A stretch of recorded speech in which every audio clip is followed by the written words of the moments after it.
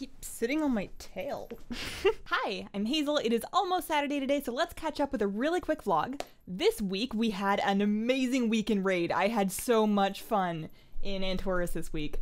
We did really well. We actually cleared up to and killed Kingaroth on Heroic, so that makes us what, 7 of 11 on week 2? I'm really happy about that.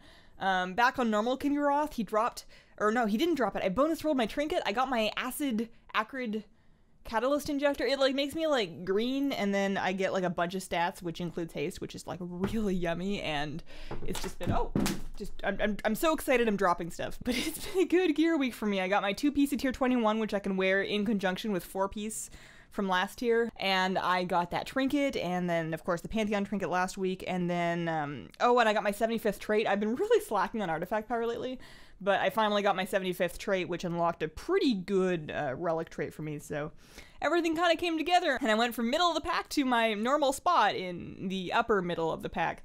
So yeah, I had a great time in Raid. I can't wait until next week. I hope that we can kill, I don't think we're gonna kill Heroic Argus like next week, but I hope that we can get pretty close so that we can start progressing on him, because I think that's gonna be a pretty fun fight, especially on Heroic. I was a little bit worried with the buffs if it might be difficult to re-clear him on normal, but the re-clear went pretty smoothly. Speaking of Shadow Priest stuff, and also the reason why I didn't put out a video yesterday, I am working on a beginner guide to Shadow Priest in 7.3, and it's turned into a bigger project than I originally anticipated. I'm gonna try and cover as much of everything as I can put into an easily digestible format, and then I might do like an extra guide of like, you know, 6 tricks that your doctors hate that make you do more damage or something like that. I wanted to have it done for yesterday, but it didn't happen. I'm gonna work on it over the weekend and hopefully have it out for Monday. So that's more or less what I've been up to.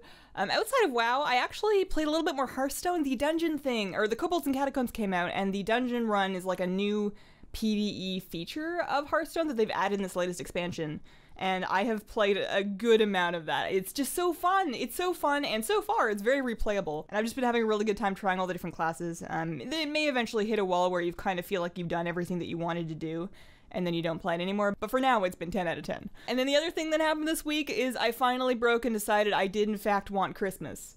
For the last couple of years, I have decided to save money by not, like, I didn't have any Christmas stuff since moving out, really.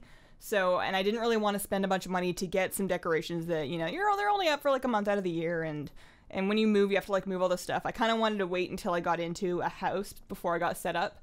And this year, I was just walking around and seeing other people's like Christmas trees in their windows and all their lights and everything, and I just kind of snapped and just went, you know what, we're doing Christmas. So I didn't spend a crazy amount of money. I got a couple sets of lights. I got a little 4-foot Christmas tree that was very cheap that will probably be terrible, but I don't care. I want to plaster some lights on it and stick some presents underneath it, and I'm just really excited about that. So we've got a slightly more festive office for a couple of weeks, and yeah, hopefully nothing lights on fire.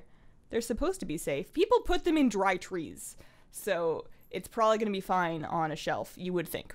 I'll keep an eye on it. Questions from this week. Tara asks, I've just played my first Chromie scenario and absolutely loved it. Do you like this kind of content in the game too, and would you like to see more story-based solo/puzzle content in the game? So, the Chromie scenario was really cool. It was a really cool idea. I think they implemented it well, and it was fun to play.